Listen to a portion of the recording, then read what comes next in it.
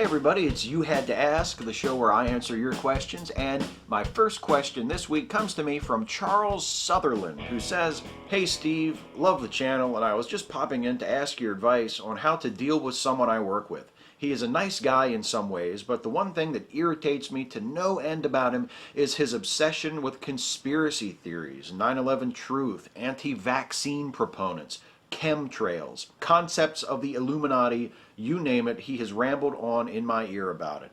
Now, I don't have a problem with him believing in all this silliness. It doesn't hurt anyone, I suppose. But what does bug me is the way he forces all of these ideas on me or anyone else he happens to be around at any given moment. When myself or someone else questions the validity of what he's saying, he cites a random amateur-made YouTube video, Alex Jones, some fringe conspiracy forum, or tells us we are brainwashed sheeple and that anything written in history books or any factual sources of information is simply a lie, but there seems to be nothing reality-based in anything he says or believes. His unwillingness to listen to any viewpoints but his own are insufferable. How do you deal with someone who's like that? Also, are you going to keep making stuffy videos? Keep up the great work." Thank you, Charles. To answer your last question first, I am going to keep making stuffy videos. The plan for most of this year is to take a 2-week break in between my An Atheist Reads series and do stuffy videos there. And then this year I'm only planning to do 3 An Atheist Read series, just as I've done in years past. And then after I get those 3 done, then it'll be stuffy videos going up on Thursday for the rest of the year. So yes, more stuffy videos coming. I love the stuffy videos too. How do you deal with someone who is constantly pushing bullshit on you and is uninterested in hearing what any other people have to say? If he's that insufferable, I think the best thing to do is to try to avoid him as much as possible. I mean, you say you work with him, so I'm sure you have to have a certain amount of contact with him. There's after a certain point, there's nothing you can do about it. You may just have to grit your teeth and just sort of accept that you're kind of stuck with him. With a conspiracy theorist like that, with a guy who is really like into it, and it's clearly very important to him. It's part of who he is, you know. You're not going to be able to argue him out of it. You know, you say in your question, like, he doesn't respond to counter arguments. He just dismisses everything out of hand and says, "Oh well, that's just a lie. That's just made up. That's just not true." I mean, then there's nothing you can do. You know, I mean, I engage with people like that from time to time. People leave comments on my channel or on particular videos of mine, or they contact me in other ways, or occasionally in my life I've even known people like in person who were like that. And it's fun it's fun up to a point, but then after a while it just gets to be like talking to a wall, a really belligerent wall that is, you know, ever less tolerant of your opposition and your challenging of his ideas. I had a classmate in a college class I took some years ago who was like a total Alex Jones InfoWars disciple. Like, he would make DVD-Rs of, you know, like Loose Change or In Plain Sight or these Alex Jones bullshit movies about Bohemian Grove, and would give them out to us in class. You know, if we showed the tiniest bit of interest for or against his position, if we engaged him in any way, he would take that as like, "Oh, well, let me show you this." You know, that was like his way in. And I mean, other than that, he was a very pleasant guy. Like, I got along with him really well. We just completely disagreed on the conspiracy theory stuff, and I just thought it was nuts. But he wasn't belligerent about it. And even though he wasn't receptive to my arguments at all, you know, if I said, "Well, wait a minute, what about this, and this?" You know, I mean, he wasn't persuaded by anything I said, but he wasn't an asshole about it. If the guy you're talking about is just being an asshole about it, and it's not really an option to, you know, talk about other stuff, then, I mean, I don't know what else you can do. I think you're just stuck with him. You're just going to have to put up with him. Here's one from El Borcho. "Hi Steve, I am sure you have noticed the growing wave of worship towards Pope Francis due to his statements about capitalism, the church, atheists, among others. Catholics and non-religious seem to believe that he is a true revolution to the church. What are your thoughts of him? Do you agree with that statement, or do you think that he is just a PR guy sent to say just what everyone wants to hear? It's interesting that you asked this question because I just watched Steve Coogan on The Daily Show recently, and he said Pope Francis is good as popes go. And I think that's probably the best way to look at it. Pope Francis seems like he's a good guy as popes go. He's certainly an improvement on his predecessor, but he's still a pope, he's still a priest, he's still a leader of the Catholic Church, which has a lot of problems that can't just be magically waved away because you get a guy in charge who's better than the last guy. I mean, I have nothing against Pope Francis. I don't have any ill will towards him. He seems like a decent guy, but I feel like the applause and the celebration that have followed his his pronouncements of being more open and friendly toward gays and atheists, and saying that love of money is a bad thing and income inequality is a bad thing, and the rich should feel responsible for helping the poor. These sorts of things to me are wonderful things to say. I mean, I certainly have no quarrel with any of it. I'm glad to hear a major world figure saying these things. But these are just the sorts of things that any decent person ought to be saying, I think. I mean, there's nothing revolutionary about it. If anyway, it's indicative of how far the Catholic Church has fallen in terms of its morality and its ethics, and how people perceive it in the world, that the Pope can say these just basic, decent things and be celebrated as like this revolutionary figure. I think that's the real thing to say about Francis, is that the Church has fallen so far and become so deeply twisted and fucked that they elect a guy Pope who just comes out and just says, just be nice to people. Rich people, help the poor people. Come on. And he's treated as like a great figure. I don't think he's a PR guy, because he still does say some shit that not everybody wants to hear. He's not moving at all on allowing women to become priests. He's not budging on that at all. So people who see him as like this great progressive, I mean, the wanting to focus on the poor, wanting to call out capitalism and call out the rich for not helping the poor, the fetishization of the free market and all that stuff, that's awesome. That's awesome. But he's still no friend of women. He's still not moving the Church forward in that respect at all. So, he's not perfect by a long stretch. He's still the fucking Pope. He's the Pope. He's always going to be the Pope. And that's always going to have a lot of baggage with it, even though, other than being the Pope and being the leader of a gigantic, global church founded on false pretenses, and that is continuing to be a force of repression for many people in the world. Other than that, he seems like a decent guy. Ray John H. I side with the libertarians on a number of issues, especially when it comes to private property rights.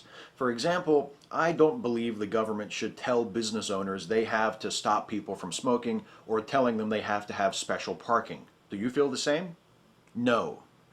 I do think it's appropriate for the government to enforce smoking regulations on private business owners. I think there's evidence to suggest that secondhand smoke can be harmful to people. I think it's a perfectly legitimate, responsible thing for the government to impose that regulation on businesses where the public will be coming through and will be exposed to smoke that is in a situation out of their control. I think that's completely legitimate.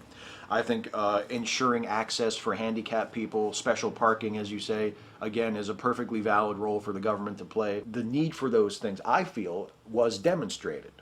And the laws were passed and enacted, and I really don't see how it harms our society at all. Matt Peterson stumbled on your channel through atheist suggestions and was amazed by the amount of precise similar views and tastes. I mean, pro wrestling, film, comics, and atheism.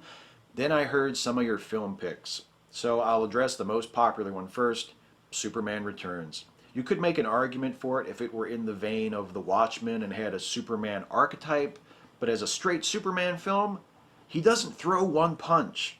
Do you think it would be held in higher regard if it were made in the vein of The Watchmen? He doesn't throw one punch.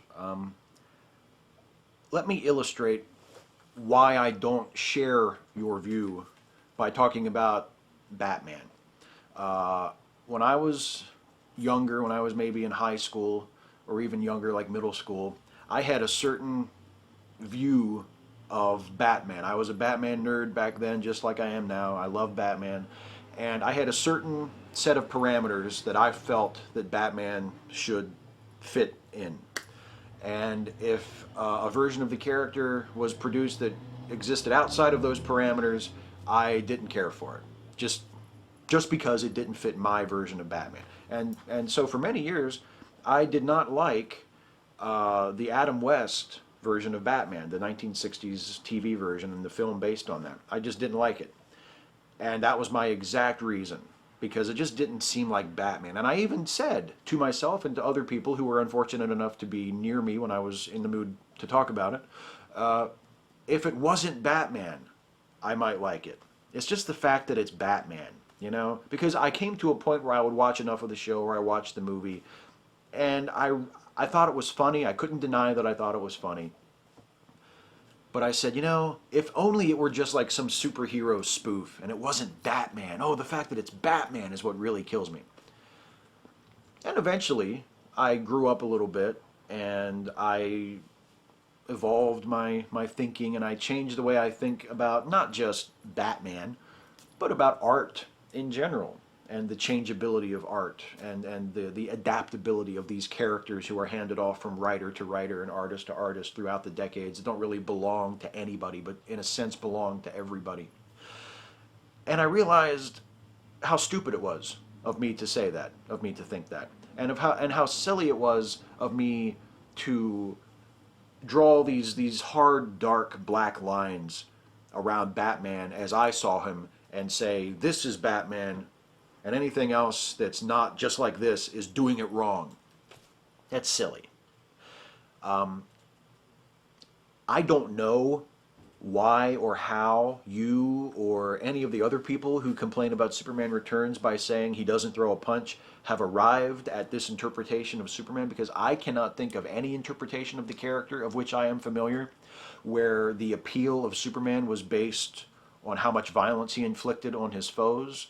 I mean, he certainly is an action hero, no doubt about it. Superman is an action hero. He's an adventure character. He should not be, you know, sitting at a table talking to Lois Lane for 90 minutes in a Superman movie. He should be out doing stuff and you know, using his powers and doing incredible things.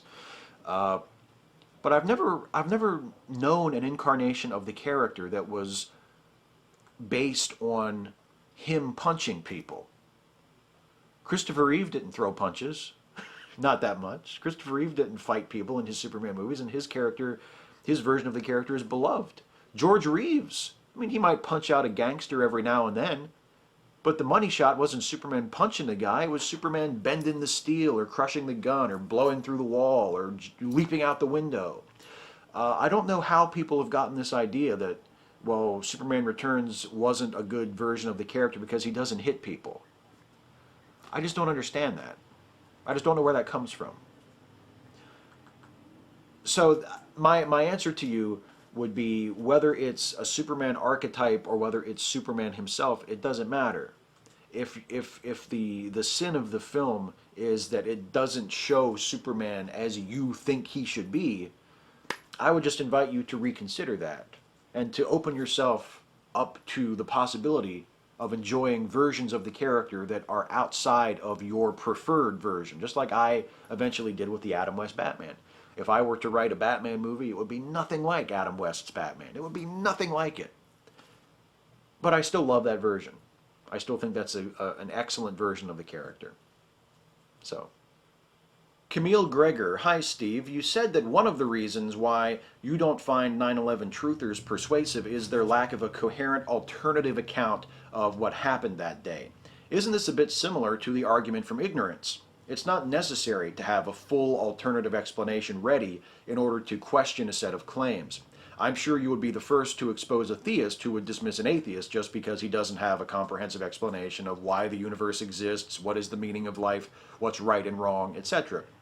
I'm not a 9/11 truther, and I realize that it's reasonable to accept the official story because there's plenty of evidence supporting it, and not simply because there's no alternative explanation.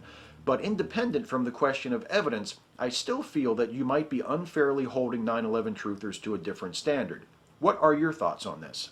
It's not so much that I'm demanding that a truther have a comprehensive alternative explanation ready before he asks any questions of the official version or the version accepted by the consensus.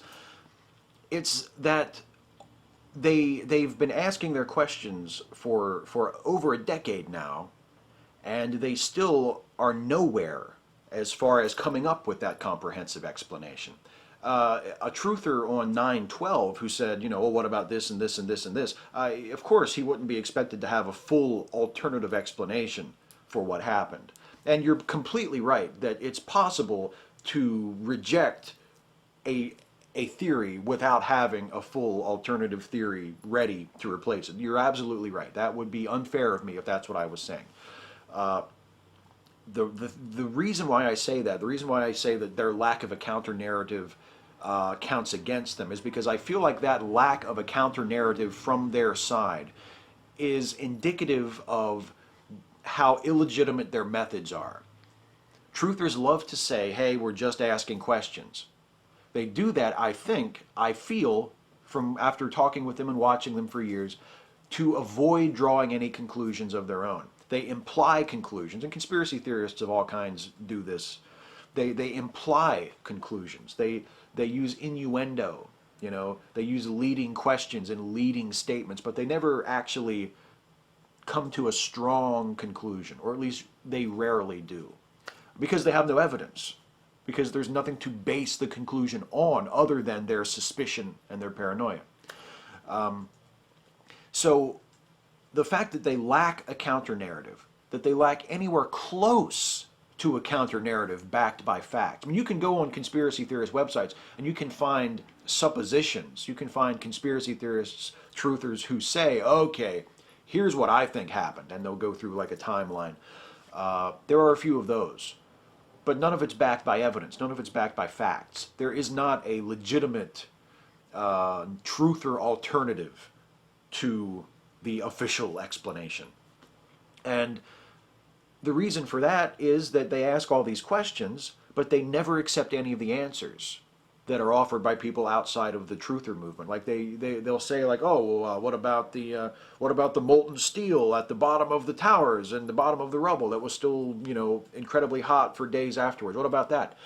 And someone from Popular Mechanics or whatever will say, oh, actually, you know what? That wasn't molten steel. That's a little, I know you might have been confused. That wasn't molten steel. It was actually molten aluminum, and it has a much lower melting point, blah, blah, blah. You know, or some other answer.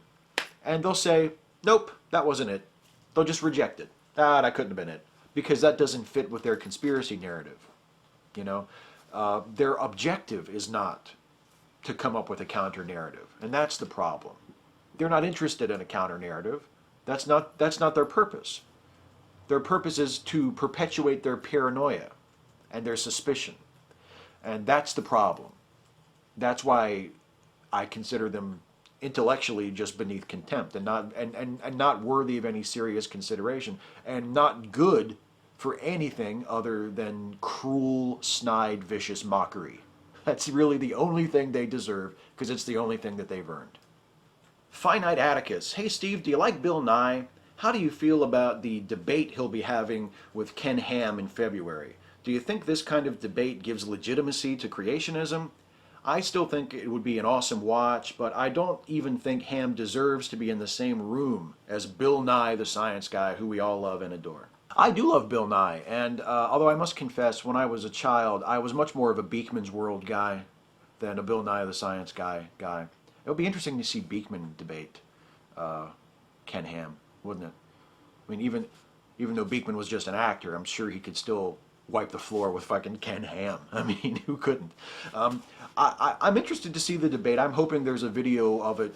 I'm sure there will be a YouTube version at some point that I can watch. I would love to see the debate because I like Bill Nye. I think he's a great ambassador for science, and you know, a very sharp, very well informed, very well spoken, very genial type guy.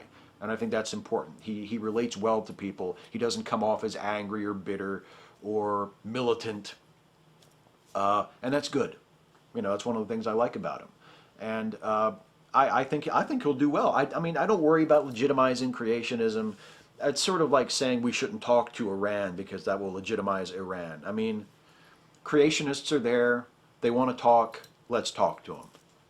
You know, let's make them look like idiots. Let's show their arguments for the fallacies and the bullshit that they are. And yeah, people who are dyed-in-the-wool creationists who are just not open to having their minds changed at all, it won't reach those people. But maybe there'll be some people on the fence who aren't really sure, who haven't really looked into it, haven't really thought about it that much, and they'll say, oh, you know what? Yeah, creationism doesn't really make that much sense. You know, maybe evolution is more of a likely explanation. Who knows? And those of us who just like the conversation and like hearing the discussion and the dialogue, I'm looking forward to it.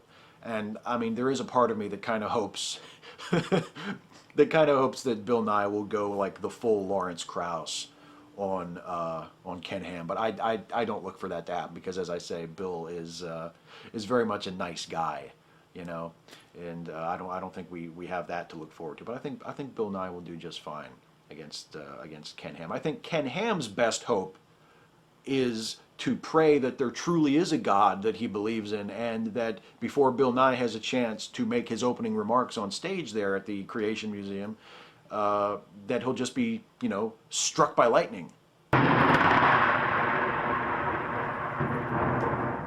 See? You say I don't put effort into my segment. The lightning round. Rapid fire questions. Glib and adequate answers. The Reinhardt 86. Steve, what is your definition of a decent human being?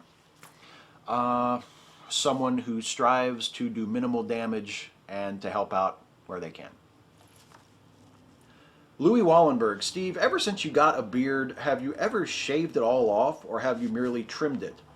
Well, this most recent time, I have just trimmed it. I haven't shaved it since I grew it in full the last time. So it's been like a year, I think.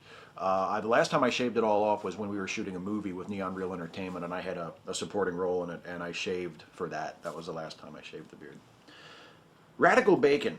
So a guy with 2 dicks didn't ask me anything on Reddit. Is that a dick pic you'd want to see? I mean, maybe just for sheer anatomical curiosity. Not really. Probably not. I don't think I'd go looking for it. David Landon. Lightning round matchups for you. Xena versus Buffy, Voltron versus Transformers, Smurfs versus Snorks, Thundercats versus Ninja Turtles, Care Bears versus Gummy Bears, He-Man versus She-Ra. If you could put them in a bracket with a single champion, that would be awesome. Okay, let's do this, and let's do this fast. Okay, Xena versus Buffy. Buffy takes that one. Voltron versus Transformers. That's tough because I like Voltron, but Transformers takes that one. Smurfs versus Snorks. Smurfs obviously go over there. Thundercats versus Ninja Turtles. Nah, never really liked Thundercats. Ninja Turtles. Care Bears versus Gummy Bears. Obviously Care Bears. He-Man versus She-Ra. Obviously He-Man. Okay, so round 2. We got Buffy versus Transformers. Buffy. We'll go Buffy over Transformers. Smurfs over Ninja Turtles. No, Ninja Turtles over Smurfs. What else? Care Bears and He-Man. Come on. He-Man goes over Care Bears. So, now let me see. Okay, David, what the fuck? You gave me a bracket that ends up in a 3-way final. Do you want to have like a triple threat match for the final? Okay, so the final is Buffy versus Ninja Turtles versus He-Man, and the winner there is He-Man. He-Man wins the whole thing. He-Man is the champion of this bracket for whatever reason. I don't know why you felt the need to put that together, but there you go. The Bible Reloaded. Do you hate Goosebumps as much as me? And if so, how do you think we should execute R.L. Stine? Well, I think we should do the Giles Corey on him, and we should kill him by compression by just loading him up with used copies of his books that we find at used bookstores for like $1 a piece. I think that's what we should do. Or maybe like go on Amazon Marketplace and get a bunch of them for like a penny and just load that fucker up with them. Failure to Communica. Which is worse, Man of Steel or Les Mis? No, Les Mis. I have no love for Man of Steel, but Les Mis is one of the stupidest things I've ever seen in my life, and I wouldn't watch that movie again if I had to. Jackson Alley. Steve, what do you think about the benefits and dangers of the free market beloved by the right wing? Well, actually, when the right wing starts talking about what the dangers of the free market are, I'll let you know, because I've never heard a right winger talk about the dangers of the free market at all. It's always about the benefits, and I think the benefits that they talk about are grossly exaggerated. I'm not a big unregulated free market guy. Regulated market, okay, but no, not like a super duper free market, not at all. Curtis Morrison, what are some of the things you think the prequel trilogy did right / well? Prequel trilogy of Star Wars, I assume. The lightsaber duel in Episode 1 was pretty good. You know, the Darth Maul versus Obi-Wan and Qui-Gon, that was pretty good. Can't really think of anything else. Lamech Palmer, hi Steve. Imagining that your stuffed animals, I assume you meant to say, really are alive and with the personalities you've chosen for them, which would win in a no-rules, free-for-all death match? My money's on Millicent. Boy, another tournament. You guys are really into tournaments this week. Millicent is a good bet, but don't underestimate Jack McPherson, because that bear might be little, but he will not blink at killing a man and burning his house down with his family locked in the basement. Just saying. You can't underestimate a character like that. Graham Live, is it mandatory to have a wrestling question in each episode of You Had to Ask? If so, can this be next week's question? Yes, it can, because you know what? Wrestling apartheid is here. Wrestling fan apartheid has happened on my YouTube channel. Me and my pal Doc Gregory, the greatest referee in all of indie wrestling, the Tommy Young of the 4-state region indie wrestling scene, if you will. We started our regular weekly wrestling series just this week. We're going to do it every Tuesday. We're going to do it live on Google+, and then of course it'll be up for you to view whenever you want. And it's called Wrestling with Wrestling. And from now on, if you guys have wrestling-related questions, I and Doc will answer them there. So you guys who watch You Had to Ask and you glaze over at the wrestling questions, congratulations, it's Christmas for you. No more wrestling questions on You Had to Ask. You're welcome. Hey, that's it for the questions. Before I get out of here, I want to do a shout out. And the shout out this week goes to an awesome channel called KingCommonKnowledge. This is a relatively new channel, only been on YouTube for a couple of months. Not a whole lot of videos yet, but the content that is there is excellent. The main feature at this point is a series called Reviewing Ray Comfort's Evolution versus God. There's like a movie that Ray Comfort put together about evolution and God and creationism. And KingCommonKnowledge does a really excellent breakdown and review and refutation of that movie that is very, very highly recommended from me. So check out KingCommonKnowledge. It's a really, really, really good, very promising young YouTube channel. Just a hair over 1,000 subs. So check out his stuff, and if it's your type of thing, subscribe and keep an eye on that channel, because I think it's really good. So that's it for this week. I will be back again next week to do this all over again, provided, of course, that you guys ask me some questions. Because for me to do this, you have to ask. So leave a comment on this video. Ask me anything about anything for next time. No subject is too serious. No subject is too silly. I believe I have demonstrated that quite ably in this episode. I will be back next week to answer some more of your questions, as many of them as I possibly can. So until then, I'll see you next time. Take care.